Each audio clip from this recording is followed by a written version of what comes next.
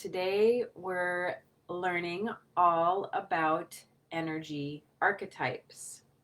So I'm going to give you a brief overview of the energy archetypes, and then at the end of our time together, I have an amazing offer for you. Some of you are going to want to hop on this pronto. It's an amazing thing I'm offering. So stay tuned, or if you have to pop off, just tune back in again. But it's a limited time offer at the end, so stay tuned for that. So the energy archetypes, when I give an Akashic Records reading, and the Akashic Records are like the Google search engine for the soul. I spoke about them on last week's Wednesday Woo live stream, so you can check that out if if you missed that. Be sure and check that out. And not all Akashic Records practitioners give you this information, but the way I was trained is to use the energy archetype as the foundational information. And then we also look at where else in the universe, the multiverse, you spent time. So the energy archetypes relate to, but are not one and the same with the chakra system. And chakras are wheels of energy located along the length of the spine. Thanks for being here, Kelly. Thanks, Shauna. And that there's a 7 chakra system, and this would be similar to an 8 chakra system. So they're located along the length of the spine. They correlate to nerve plexus in the physical body. The 8th one is just above the head. It's called your soul star chakra. So the energy archetypes, when you know your energy archetype, it helps you understand your soul level natural gifts. And that's what I love about them so much. And these gifts are things that we tend to take for granted. We think, oh, everybody's that way. And it's actually a soul level gift that you were born with, you incarnated with in this life, and that has been with you since the beginning, since Source individuated and became conscious of itself. So when Source individuated, I guess I should do that, 8. Source individuated, and we had different notes or different frequencies or different colors, however you want to think of it, different wavelengths that formed. And some of us have a primary energy archetype, a primary frequency or waveform or note or color. And some of us have a primary and secondary. So what I'm going to share with you today is just a brief overview of these energy archetypes. And as I mentioned at the end, I'm going to give you a super special, amazing offer that some of you are going to want to hop on, because in listening to this, some of you are going to be like, I wonder if I'm that. I wonder if I'm that. Well, just like we all have all the chakras, all the energy in us, the colors of the rainbow, from red at the base of the spine to purple ultraviolet light to the soul star chakra. We all have all those colors and all those energies within us. We all have all these energy archetypes within us. It's just that your soul has a particular 1 or 2 of them that are its strengths or its main ones, if that makes sense. So I'm going to start by talking about the energy archetype of the 4. And that's associated with the heart center. That is my primary. It's the heart center chakra. And some of the qualities of the 4 are loving acceptance, loving presence. And people often feel really safe around 4s.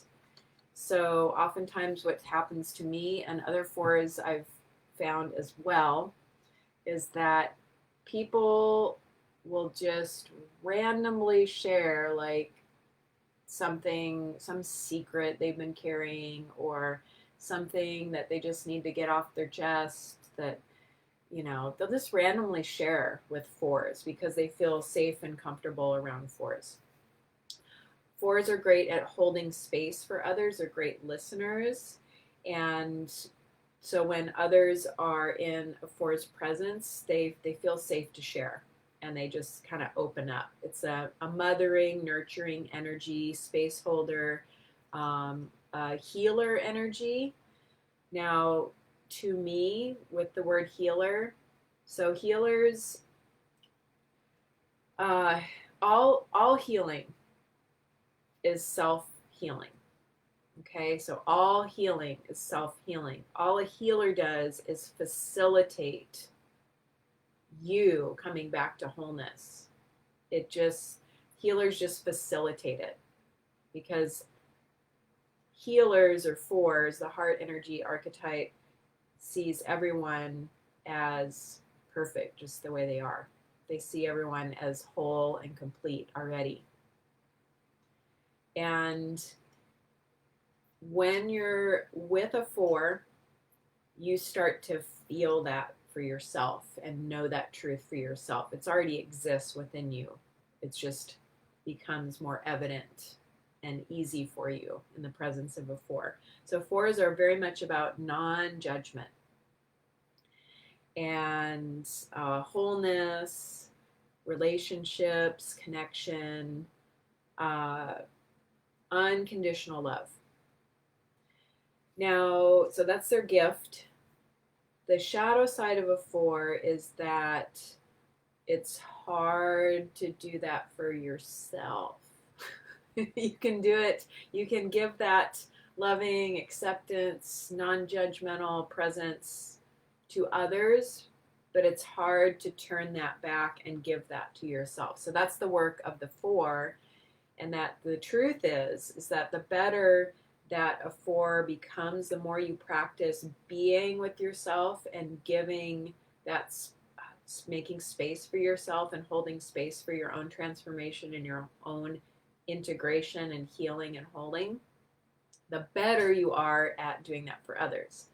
So that's one of the challenge spots of the fours. Fours are also sometimes challenged by communication, by speaking their needs. They'll tend to show others how to treat them rather than just say what they need. Okay, so let's move on to 6. The 6 energy archetype is associated with the third eye center of the chakra system, Ajna chakra, this third eye center. And that's my secondary. 6s are, and that's why I'm talking about them in this order, it's because I relate most readily to the 4 and the 6. 6s are great at observing and seeing the truth, like seeing the bullshit and seeing the truth. And they can sometimes be sort of blunt and to the point. So I'm always trying to balance my 6 energy, take it into the heart before I speak. So I'm not too blunt. I have had moments in the past where I've been too blunt. So they're visionaries, but at the personal truth level. So they see the truth for individuals or a small group of people. It's like the microcosm truths. The shadow, as I just mentioned, is bluntness, but another shadow of a 6 is getting caught in illusion of things being black and white, things being, it's either this or it's this. Okay, so that's the shadow side of the 6 energy, is seeing things as right and wrong, good and bad, black and white, when coming back to that wholeness and that integration place and what is the truth for this individual in this moment. And it's really with 6s, one of their gifts is helping people see their own truths. Okay, so asking questions that help guide others to seeing with the one eye instead of the 2 of good, bad, right, wrong, judgment. So it's uniting those judgments into one, into being able to discern. That is the gift of the 6. Let's move on to, I want to talk about 2s next. So 2s are just amazing, amazing energies. So 2s are about pleasure and creativity and relate to the 2nd chakra, the sacral chakra, the lower belly, creative center, very much about pleasure, fluidity, movement, doing, experiencing. A lot of times they love to travel and explore. They're very curious. So joy and pleasure of the physical realm, that is their gift. And another one of their gifts is helping humanity understand that pleasure and experiencing joy and pleasure and play and movement and having fun and creating can be a way of basically connecting to source or your spirit. So they show others the power of connecting to the divine through pleasure. With 2s, they're very much connected to the feeling emotional body, and they can have a lot of swings with their emotions sometimes, where and sometimes in some cases, so this is where their challenge areas are, is that it's great to be able to feel this full spectrum, but sometimes that pendulum can get caught in being stuck in the feeling body, not knowing how to manage their feelings or deal with the strong feelings they're having, or going to the other side where they're not feeling at all and they're just focused in the physical. So with 2s, it's letting the pendulum swing, but finding a way to manage that and find balance for them. 2s can sometimes get caught in addictive cycles with pleasure. So that is one of their watch out areas. But they're here to show us that being human is pleasurable and that you can connect to the divine and source through pleasure here in the 3-dimensional world. Next, let's talk about 5s. Okay, so 5s are this energy archetype that's associated with the throat chakra, sky blue color. And 5s are very much teachers, speakers, singers, musicians, artists. So similar to 2 in that creative realm. Okay. 5s are, great channelers. They tend to use their voice, or if they don't have an outlet for expression, they can get out of balance. So 5s need some sort of channel because they are very much inspired communicators, inspired channels. And the gift of the 5 is that they're able to help us see things in a different way by how they communicate. They don't, out of balance, they'll kind of, go into word vomit sometimes, just talking to talk. But when they're in flow state, when they're in their gift, usually they are communicating to help you see things a different way and change your mental perspective on things. So 5s are great at helping us understand and see things from a different perspective because we each have our own perspective. They often don't need others for advice or guidance. All they need is to be able to talk it out. So 5s, if you just give a 5 a chance to talk, like, they might come to you and say, hey, I'm really stuck here, or I'm having this issue, or this happened. If you just listen and let them talk it through, they're gonna go over here and there, and then they're gonna land on like what their solution is. So they just need a chance to talk sometimes, and they'll arrive at their solution. Imbalances come from not having a channel to express themselves, whether that's through music or writing or singing or teaching, some sort of communication channel. So it's really important for them to have an outlet to get what's out of them out into the world, because they're important for us to help expand our perspectives. Let's jump to ones next. So ones are associated with the first chakra and very much about, I call them like the connected caregiver. Now they could be caring for the earth, very connected to the earth element and earth energy in the planet. So they might be led to activism with in regard to the environment. So the earth, they might be led to activism standing up for human rights for people, or they might be very connected to animals and really involved in animal rights and taking care of the animal realm here on planet Earth. So very much caring for elements of the earth, whether that's the earth itself or the beings, the plants, animals, or humans on the earth.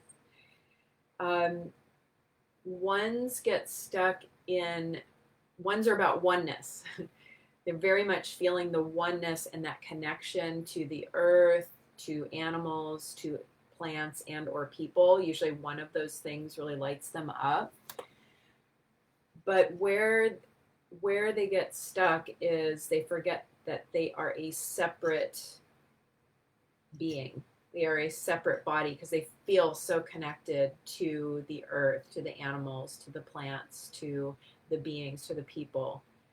And they forget that they need rest, they need nourishment, they need to pause, they need to take care of themselves.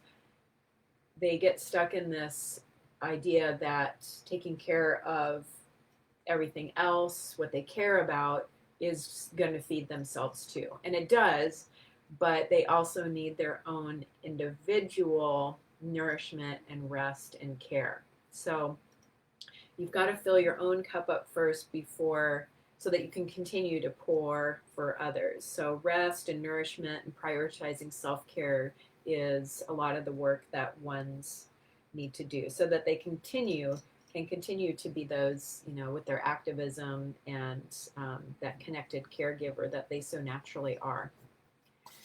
Threes, I call the balanced harmonizer. Threes are very tuned in. It's associated with the solar plexus chakra, very tuned in to the elements of, or the equation of cause and effect. Cause and effect. Very aware of how their actions are creating effects, or how their words might create effects. And so oftentimes, and they're very tuned into beauty, very much tuned into beauty. So great at creating beautiful home environments. It feels really good in their homes. Their landscaping is beautiful. They might, adorn themselves in really beautiful outfits. Very much about beauty and aesthetics and creating order from the chaos. Where they can get stuck is with perfectionism, trying to make it even better and even better. And then another place that can get stuck is they don't want to, they can get stuck here, like communicating, because they're so aware of cause and effect that they think 10 steps ahead. Like, if I say this, it's going to have this sort of effect, and do I want to be responsible for that? So they're very much about personal responsibility and filtering through the potential effects. So that's one place where they can get stuck, is actually communicating and speaking out. But beautiful, they create beautiful environments and help us with our need for organization, for making order. You know, there's always going to be some chaos, right?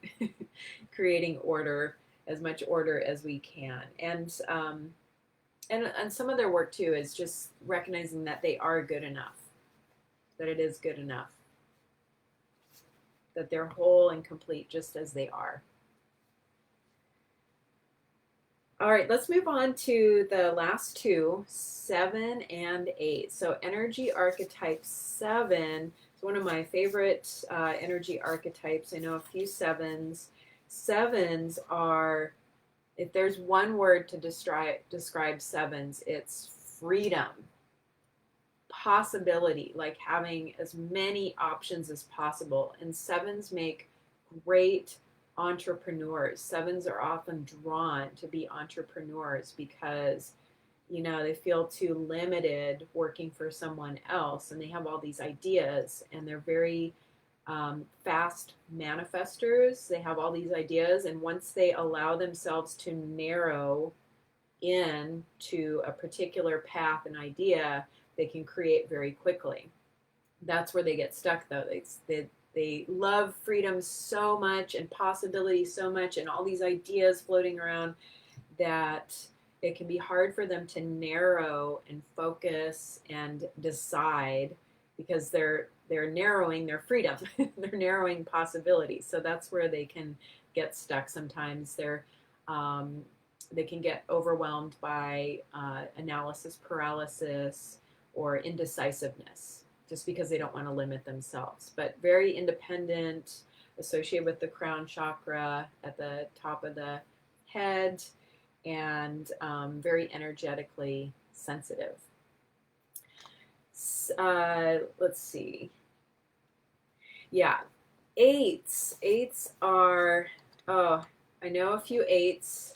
They're also amazing. All of these energy archetypes are amazing, but 8s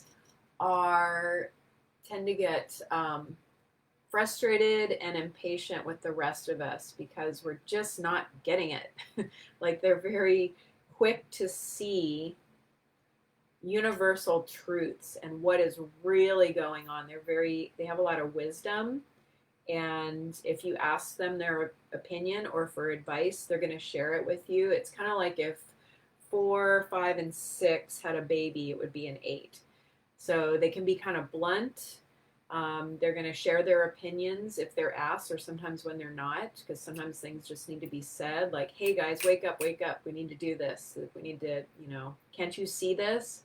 And they're like, they hold space for humanity. They're holding space for humanity to wake up to universal truths and start taking action in alignment with universal truths and universal perspectives. So very much visionaries, this higher perspective. And again, they give great advice. So, listen to these universal truth seers, but they do tend to get frustrated and impatient with the stupidity and ignorance and slowness of humanity. So that is part of their work, is practicing that patience and continuing to share these truths and spread the message, what they're seeing, this higher perspective that they have in a loving kindness way. So taking kind of the edge off of what they're speaking to or what they're saying is helpful. But sometimes, these things need to be said in kind of a harsh way to wake people up. So they're holding space for the rest of us while we catch up and see the higher perspective that they can so clearly see. So I want to share with you, thanks so much for watching, guys. Thanks for being here. So I want to share with you, let me see if I can pull this up here. See if I can double Facebook on my computer. It might, hopefully it doesn't crash it here. Let me pull this up. I have a link I want to share with you right in the comments, and if it doesn't let me do it while I'm live here. I will do it immediately afterwards. But I talked about how having an Akashic Records reading, one of the foundations of the readings that I do is that you get to know what your energy archetype is. Everyone has a primary energy archetype, even though we have all 8 of these archetypes within us. We have a primary and sometimes a secondary. And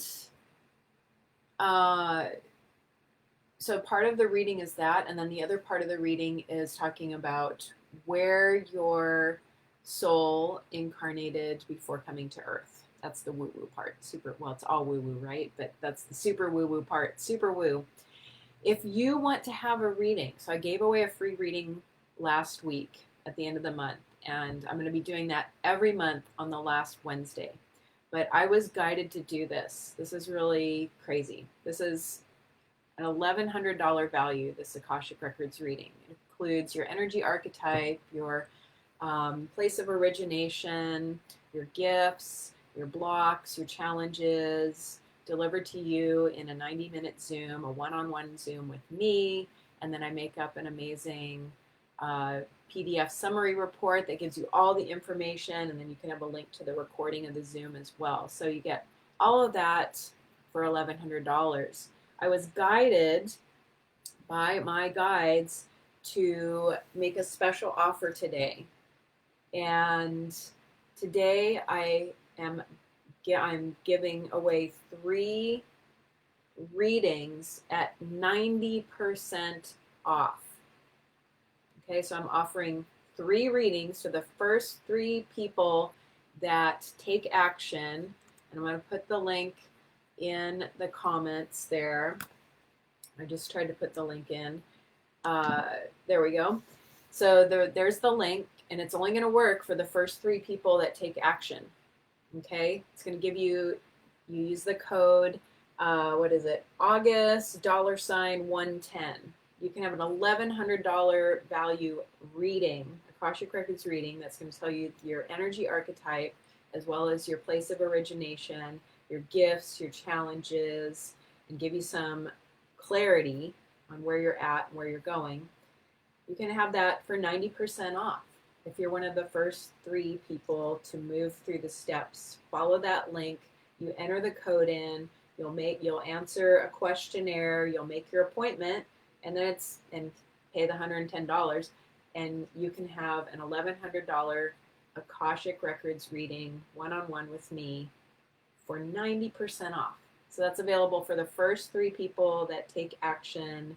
I know that some of you are super excited about this and that you're already working on it. So I look forward to those appointments coming in. I'm super excited to get to honor you with a reading, and thank you for being here. Thank you for being here and All About Woo, because if you weren't here, it'd just be me by myself. So thank you for being here, and I look forward to seeing you in the group and online, and I will see you again next Wednesday at 11:11 a.m.